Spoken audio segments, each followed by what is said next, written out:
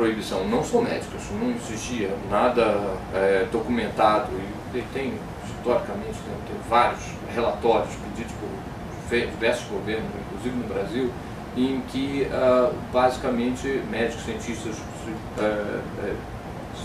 debruçaram sobre o problema e encontraram baixíssima periculosidade, baixíssima toxicidade e baixíssimos problemas advindos do uso da maconha. Isso desde o século passado até atual.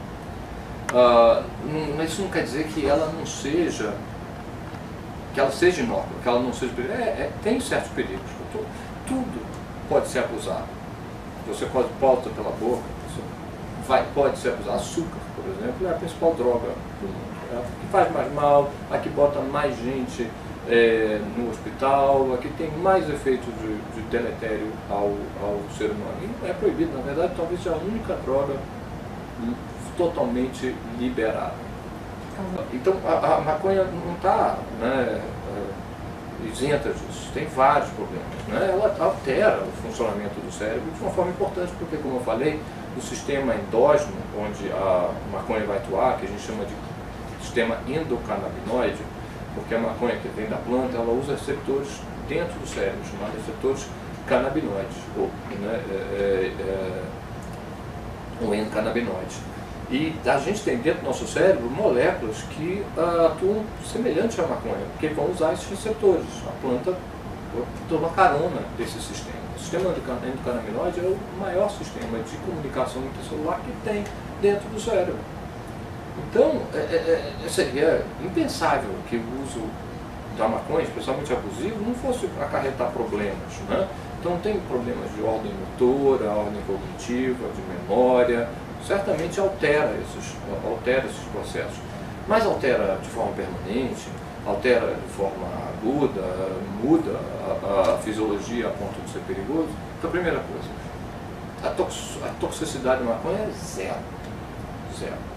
Para você conseguir morrer de maconha, você precisava comer, eu não sei, eu nunca sei esse número, mas é assim uma coisa absurda, 60 baseados em 15 minutos. Um negócio desse, você tomar 2 quilos de maconha, eu consigo calcular se me der papelzinho, talvez até, mas é um negócio que não tem registro. Tem uma forma purificada de um composto da maconha, que é o THC purificado, marinol, parece que tem umas 3 mortes já relatadas. Mas se você pensar nas 2.500 mortes nos Estados Unidos por álcool, só álcool, não é automóvel, não é acidente automobilístico, é droga por overdose de álcool. 2.500. Maconha, zero. Então, isso aí já tirou a toxicidade. Então, por exemplo, uma pessoa motivada não vai encontrar os mesmos distúrbios vindos da maconha que uma pessoa não motivada. Então, como é que você diferencia isso? Não tem trabalho em termos de motivação. A pessoa pega alguém motivado, não existe, não está publicado isso. Alguém tem que fazer, tem que ser feito isso. Você faz o teste cognitivo e ranqueia os pacientes em relação à motivação e os não motivados. É muito comum o adolescente desmotivado abusar de maconha. É comum, é muito comum. E aí dá o famoso síndrome amotivacional, que a pessoa tem um problema de começar e fazer e terminar as coisas. Mas isso é da maconha ou é da passagem da adolescência e você está selecionando o paciente que está abusando? Aí a gente vai para a dependência, que é um problemão. A dependência, quando você vai olhar, tem poucos trabalhos que medem dependência de verdade. Então, o trabalho mais citado é um livro de 99. E uns trabalhos que mediram álcool junto de maconha, cigarro junto de maconha, que calcula, e todo mundo cita isso, é inacreditável. 9% dos usuários, de quem usa, 9% vai ter um ano depois uma síndrome de dependência. Um ano depois, ou 2 anos. 1 ou 2 anos. Acho que 2 anos vai ter uma síndrome de dependência. 9% dos usuários. É bom, 9% é bom, mas você vai olhar tabaco 30%, cocaína 17 ou 20%, álcool 14, 15, depende se é homem ou mulher, 10 para uma mulher, 15 para homem, e você olhar maconha 9%, dependência não é um problema, é menor na maconha que qualquer outro. Se você olhar o número de usuários e quem busca tratamento, isso é difícil de ser medido. Na Holanda tem isso bem medido. você esperaria, né? Se 1 milhão de pessoas usasse, 10% você esperaria 100 mil procurando tratamento. É isso? Fiz o cálculo certo? 1 milhão, 10%, 100 mil. Não é isso? Não procuram 10 mil nem 20 mil. Então é 0,1 a 0,5% de usuários procuram ajuda de tratamento médico. Então tem alguma coisa errada nos 9% de quem cria dependência. É uma dependência que a pessoa tem os sintomas de dependência, mas continua levando sua vida. É uma opção individual de comportamento. Você não pode prender ninguém porque você tem um comportamento pessoal. Isso não é objeto de lei, não é de controle legal. Se for, a gente está dançado, virou uma ditadura. Mas ninguém percebe isso. Maconha é uma opção pessoal. Comer açúcar é uma opção pessoal. Ser sedentário é uma opção pessoal. Nenhuma delas da cadeia, quer dizer, maconha dá. Então, e colocando em perspectiva, muito menos, né? Muito menos. Então a dependência tem que trabalhar mais na dependência, né? A dependência, quando você foi só caracterizada em 2001, 2000, 99, 2000, todo esse tempo não estava caracterizado. E a caracterização de dependência da maconha é basicamente psicológica. A pessoa fica irritada, sem sono, não tem sintoma físico claro. E finalmente o que está na moda, que é a correlação do uso de maconha por adolescentes, forma abusiva de maconha por adolescentes, leva à esquizofrenia, a surtos de esquizofrenia. Então, se não se fala disso, porque isso é muito forte, assustou. Na Inglaterra mudou a política por causa dessas evidências. Estava legalizando, detonando. Quando você vai olhar os trabalhos, você vê as boas evidências, são boas, são sólidas evidências de vínculo da maconha com esquizofrenia, é em jovem que abusa abaixo dos 15 anos com uso abusivo, uso forte. Quando você vai ver o uso fraco, você não vê a correlação. E quando você vê em adultos, você não tem correlação. Então não tem correlação de maconha com esquizofrenia direto. Maconha com esquizofrenia, principalmente porque pode acontecer, né? Pessoas que têm tendência à esquizofrenia, menos dose pode levar ao surto. E mais precoce, em vez de ter a esquizofrenia clínica com 18, tem aos 17. Em vez de ter 21, tem aos 18. Né? Geralmente vem trazendo surtos. Não aumenta o número. O número de esquizofrenia, por exemplo, na Inglaterra, que foi quantificado, não aumentou desde a década de 60. Porque essas pessoas já chegaram com os 20 anos e não aumentou o número. Então, um uso grande de maconha desde a década de 60 não acarretou um aumento dos números esquizofrênicos, mas acarretou surtos mais precoces. Isso acarretou, bem bom, acarretou surtos mais precoces. Mas nessa população, a esquizofrenia é uma doença complicada. Ela não é uma doença, são várias. Então é difícil você dizer aonde que está a maconha inserida aí. E, de novo, no jovem, que numa situação de legalização não vai poder fumar. Que não vai, tem que ser proibido para o garoto. Não pode fumar jovem mesmo, porque o sistema canabinoide atua nesse estabelecimento das circuitarias neurais. Né? Então, o jovem não vai poder, porque vai atrapalhar o estabelecimento da circuitaria, sim, e pode acarretar vários problemas cognitivos e talvez indução da esquizofrenia. A proibição protege o jovem? Não. Na verdade, não protege. Na verdade, se o jovem tem nos Estados Unidos, então é muito claro, é muito difícil o jovem beber álcool nos Estados Unidos. Então ele fuma maconha, que é fácil de comprar. Então para lá é muito fácil. A redução no sistema semi-legal, né, na Holanda, que não é legalizado, é tolerado, né, a criança sabe, com 15 anos, quando ele fizer 18, vai poder fumar. Então ela não vai atrás da maconha. Mas, na verdade, a maconha é uma coisa que não é coisa de velho, não vai, nem entra, não quer.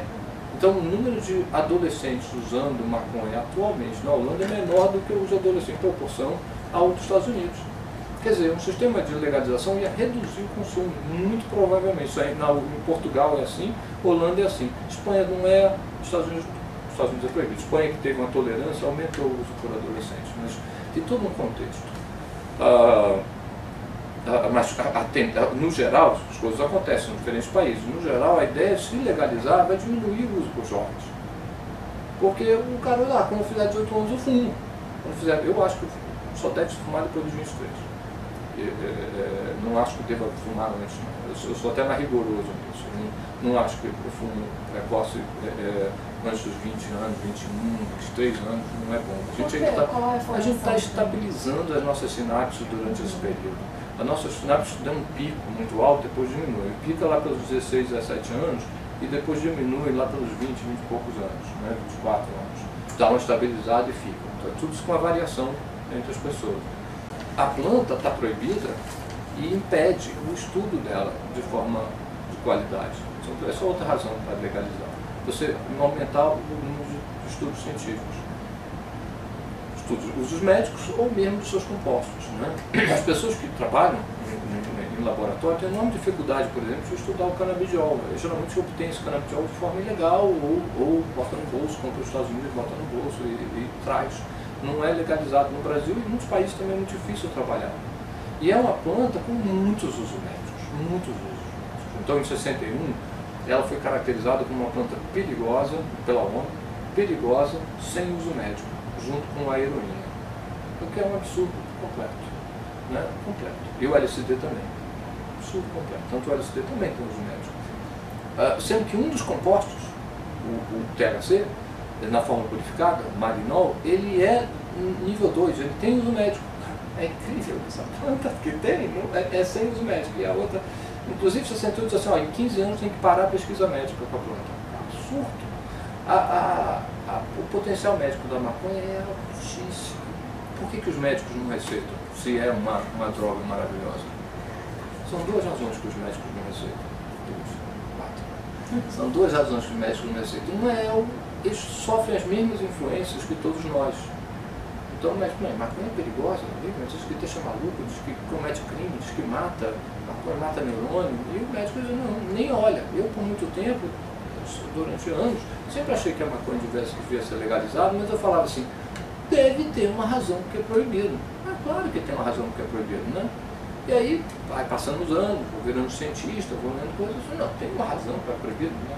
Eu acho que não deveria ser proibido, mas deve ter uma boa razão. Aí um dia eu falei, chega, vamos ver qual é a razão por que esse negócio é proibido, né? Meus filhos estão crescendo, eu não acredito que isso, né? Então deve ter uma razão, eu vou saber. Aí não tem uma razão de verdade médica que a maconha seja proibida. Ué, não tem uma que coisa. E o médico que não tem esse mesmo ímpeto que eu tive de procurar, ele vai achar, não, não vou, é porque é proibido, faz mal. A outra coisa é que médicos não gostam de usar fitoterápicos, médicos de formação ocidental. Não é o uso fitoterápico, não tem treinamento para o uso fitoterápico. É muito importante diferenciar a legalização de liberação. Isso é uma praga. Você acha que uma coisa deve ser liberada? Claro que não. Né? Liberar é uma coisa que se faz no carnaval. Não é legalizar, que é bem diferente. Legalização quer dizer regulamentação. Né? Então, enquanto ela está proibida, ela não é regulamentada. Ela pode ser vendida como quiser, da forma que quiser e para quem quiser. Na hora que você, e sem taxa, na hora que você legaliza, você regulamenta. Então, na hora que você regulamenta, você restringe o uso para faixas etárias em que você acha mais seguro. Você restringe o acesso por ter lugares onde ela pode ser dispensada. Você controla a qualidade, impede que ela tenha qualquer forma e constituição. Você pode regulamentar na sua qualidade, não tenha açúcar, que não tenha produtos tóxicos, você pode regulamentar. Você pode cobrar taxas em toda a linha de produção, desde a plantação até a distribuição e no meio processamento. Você pode permitir os usos derivados da fibra ou da semente ou do THC, ou para fármaco, para cremes de pele, para cremes, outros cosméticos, para alimento. Então você pode taxar toda essa cadeia produtiva também. E tudo isso sem usar a polícia.